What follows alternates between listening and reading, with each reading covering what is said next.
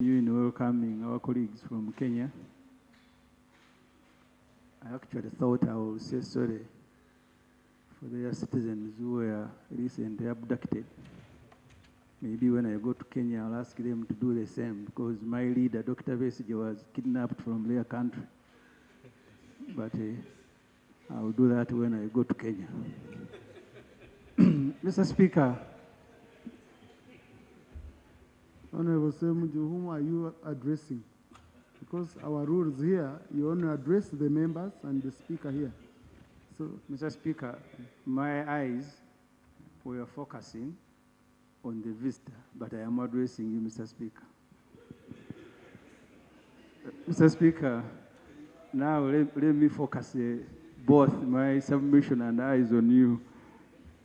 And I hope, Mr. Speaker, that the government ministers who are here, 4 junior ministers and the Attorney General, will be able to answer these questions. And we don't speak like we're on a radio, television talk show. These are very serious matters to do with the elections. The CDF, General Muhoozi Kainerugaba, who also happens to be a son of the president. We are lucky we are the only country with the president and his son managing defense.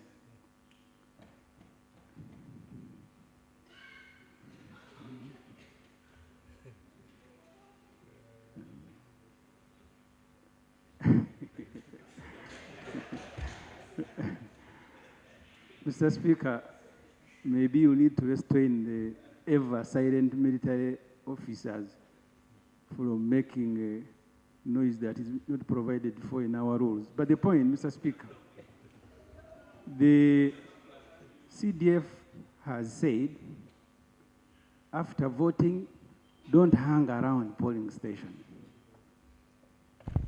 The law on election is very clear.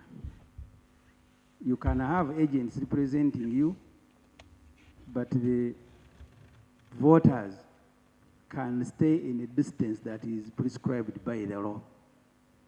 Well, that can be answered by the Attorney General. We need to get the government to tell us whether the military, like it did in 1980, December, has now taken over the organization, management, and supervision of elections. Because recently I was on a radio station and there were adverts run by the military telling people, go away after elections. We now have the military and the CDF in particular speaking more about election than the chairman of the Electoral Commission. The Attorney General, Mr. Speaker, if you allow, can he address himself to the law clearly and unequivocal, whether voters are not allowed to stay at a polling station like it is prescribed in the law? And then I don't know who will volunteer to tell us whether General Muhoozi Kainerugaba, the CDF and the military have now taken over elections. Leave alone the violence, beating people, military hanging all over. And so can those two issues be answered, Mr. Speaker? No, I remember, I think it was monitor of 27th of November. I saw there was a story, Electoral Commission ordering voters to go home after voting. Huh? The chairman Electoral Commission. And again, I saw several interviews re-emphasizing the same. So I just wanted to know, was this a position of the CDF or it is a position of the Electoral Commission, which, or the law, which the chairman Electoral Commission, which the CDF was emphasizing? I just needed to know. Contradiction that after voting, even you, the members of parliament, you must not stay at the polling station. Yeah, when you're 20 meters away, that's not the polling station. So when we are telling you, and you must encourage everyone not to stay at the polling station after voting. If you want, when you finish voting, you leave the polling station 20 meters an hour, 100 meters, that's perfectly fine, but not at the polling station. And lastly, Right Honorable Speaker, no, the military has not taken over the management of the election in Uganda. Election is managed by the Electoral Commission. Now, Contradiction that after voting, even you, the members of parliament, you must not stay at the polling station.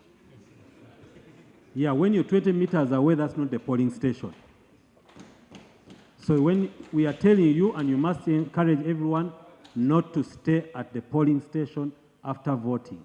If you want, when you finish voting, you leave the polling station. 20 meters an hour, 100 meters, that's perfectly fine, but not at the polling station.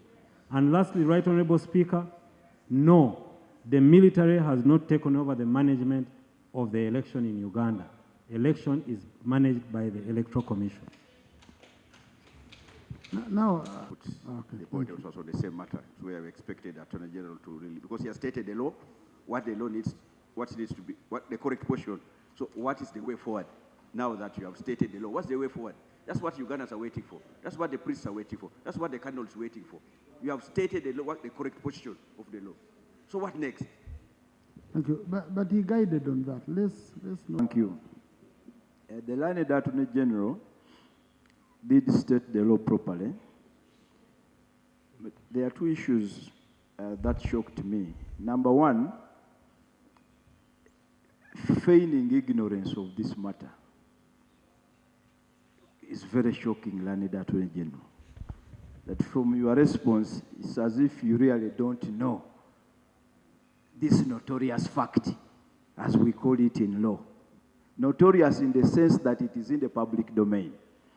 But two, you did mention that if that is the position as articulated by the leader of opposition, then there will be sanctions. That is just a statement you made.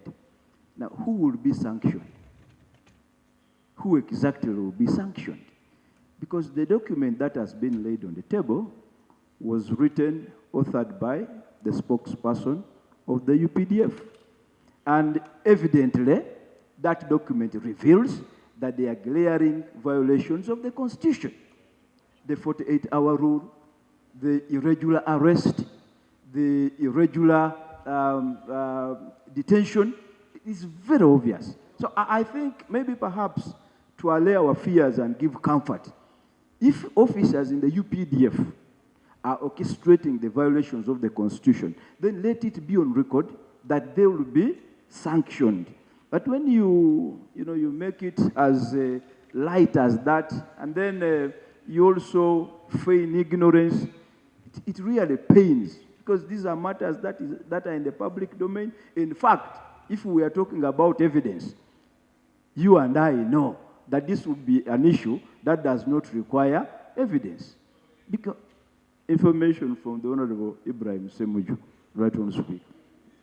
The information I wanted to give you, thank you, Honorable Asman, is that the Attorney General was the chairman organizing illegal events at which Muhoozi Kainerugaba was seeking to be a president.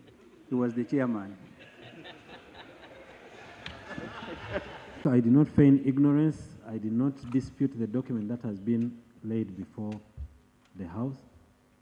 So, yes, government did, UPDF did state that they have this person in custody, and we are following up, like the Speaker said, to ensure that he's presented in court as fast as possible, and anyone who is found to have violated the law will be sanctioned. I cannot tell you who now, because I do not know who carried out these activities, but anyone who is found to have violated the law will be sanctioned. I take your guidance with great humility and with thanks on the reviving the issue of using of local councils when arrests are being carried out in the areas, and I will be sure to communicate this and re-emphasize it. Thank you. But did you organize any illegal party? I apologize. Right Honorable Speaker, I take great exception with my colleague here in Parliament. Even insinuating that I participate in any illegal activities. The parties were legal, and they were also invited, Right Honorable Speaker, just that they did not show up. But we thank you. And that's I also want to join you in welcoming our colleagues from the National Assembly of Kenya. Honorable Speaker, you did hint on the electoral process, the fact that people are out there fighting for their political lives. No wonder the House is the way it is. Thank you for that update on the biometric voter verification kits. We did raise, I specifically raised that matter here, and my concern was twofold. Number one, that even as legislators, as stakeholders, participants in the electoral process, we are not too sure about the whole modus operandi of these kits. How do they get to operate? Who does what? What happens when they're non-functional, as has been the case in the last election, during the census, thereafter, network issues, operational issues, all these being very critical concerns. And it's important that they get addressed. It's good that the Electoral Commission is making time to come and interact with legislators as part of the stakeholders. But beyond that, I think there are questions which need to be answered. At the time we're having an engagement with the Attorney General, and some answers have not yet come through regarding the legalese. Are we saying these biometric voter verification kits are going to be used mandatorily? And what that means, as I've heard one of the presidential candidates say, where the kit does not work, voting shall not take place at that polling station. The concern about that is, so what happens in areas where there will be network issues, where there will be failures of these kits to operate, electricity and so on and so forth? We have had that challenge, so let's be alive to that reality. So when you say that where the kit does not work, voting does not happen, we're going to have a crisis. And that affects, by the way, both sides of the aisle. Even in your constituency, you'll find many of the places where you probably think you have majority support or whatever the case might be, so the machine fails. Voting doesn't happen. And then what? So I think it's important that government gives us clarity. Are we saying these biometric voter verification kits, yes, will be used? Where it fails, as was the case the other time, are we referring to the voters register? Or are we saying where it fails, voting does not happen? So that there is clarity, then we know what exactly are we dealing with. Away from that, Honorable Speaker, two other quick issues, again related to the goings on. This House here is clothed with the responsibility of making laws. And it's important that when there is a violation of those laws, this House speaks particular interest. Honorable Speaker, on the 3rd of December, this very year, Reverend Father Deus Dedit Sekabira, a priest of Masaka Diocese, was abducted by armed men using an ordinary vehicle. For days, everybody was asking, where is this person? We kept asking police, saying, you are the people who are clothed with the responsibility of arresting. Where is this Reverend Father? Police issued a statement saying, we don't know about his arrest, we don't have him. That got more concerning. Days later, the UPDF released a statement, and I want to lay a copy of it here. It was written by one Chris Magezi, saying Reverend Father Deus Dedit Sekabira was arrested by security forces for involvement in subversive activities, and he is, according to Magezi, in lawful custody. The concern is twofold. Because you see, lawful custody presupposes, one, that somebody is held in a gazetted detention facility. A facility that can be accessed by lawyers, loved ones, doctors, where the need arises, to be able to access this person. As we speak today, Honorable Speaker, it's 2 weeks since this man was abducted. The army has conceded finally that they have him. But holding him where? Why has he not been produced in court? Because the law, which was passed in this House, talks about 48 hours for which you can hold somebody in a gazetted facility. After 48 hours, you have two options: release him or her, or produce him in court. Why has he not been produced in court? That's a big worry, right, Honorable Speaker. It's not enough to say we have him, and then you say lawful custody. How is it lawful when his loved ones, lawyers, they can't access him, they don't know where he is? Honorable Speaker, we had a similar incident not long ago. 2 Kenyan citizens were abducted in similar manner in this country. It's good we have Kenyan legislators, Bob Njagi and Nicholas Ayo. And for days on end, everybody was wondering, where are these people? Where are these people? After a while, the head of state said, yes, we had those people. We had put them in a fridge, whatever that means. Now we have released them.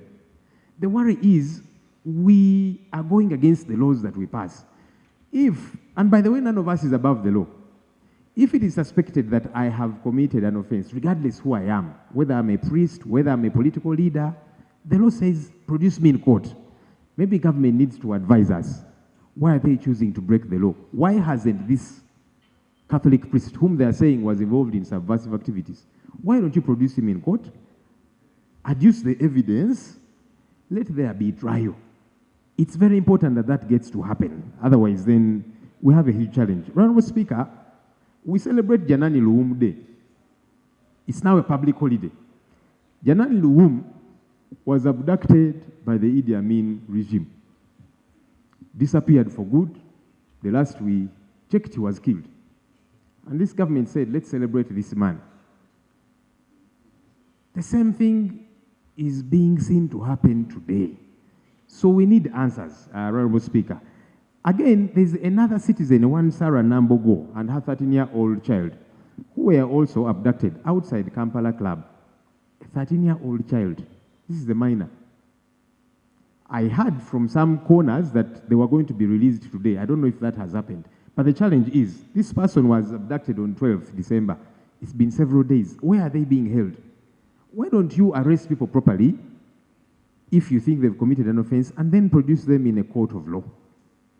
Finally, Right Honorable Speaker, again, this is important for us here. So on 10th of December, the Uganda government signed a health cooperation agreement with the US government. And this is meant to be to the tune of about $2.2 billion US dollars. The US government is meant to shoulder the bulk of it, about $1.7 billion. It's to help numerous things, strengthen our health system, enhance disease surveillance, and so on and so forth. So it's supposed to be a good thing when you think about it. But here is the challenge. As Parliament, we don't know about this huge fiscal obligation on our country. There's been no parliamentary scrutiny. There are concerns about data protection, medical data, and so on. Our colleagues in Kenya went to court because there was a similar deal signed by the Kenyan government with the US government. So citizens went to court and they said, we are concerned about data protection. And court has halted that deal. Why is government not keeping us in the loop? If it is so good a deal as it is being portrayed to be, why? Why do you not want parliamentary scrutiny? We get to know what kind of agreement is this? What is therein? So that we are brought up to speed. Not long ago, I was here again, Right Honorable Speaker, and raising concerns about some arrangement that had been cracked between the Uganda government and the US government, that they were going to bring some convicts, not deporting them to their countries of origin, but bringing them to Uganda. I said, tell us about that. How did this get to happen? Why can't they be taken to their countries of origin? So, Honorable Speaker, it's important that there is transparency. If a deal is as good as this one is being portrayed to be, bring it here. We operate here on behalf of the people whom you're saying this deal is going to help. Let's scrutinize it. Let there be parliamentary scrutiny. Let us all know everything around it. Thank you, Honorable Speaker. Thank you. Honorable Song.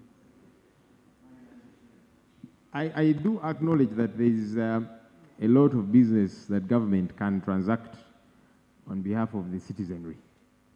That's why there has to be a government anyway.